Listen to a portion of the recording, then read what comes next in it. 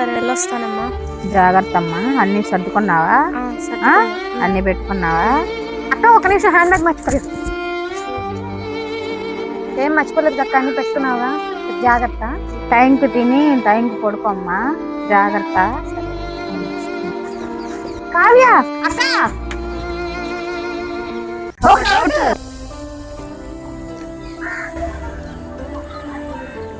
ఏంటి అక్క ఇప్పుడు నువ్వు వేరే కంట్రీ వెళ్తున్నావు కదా? అవును అక్కడ టైమింగ్స్ వేరుంటాయి కదా? అవును అయితే ఏంటి ఇప్పుడు?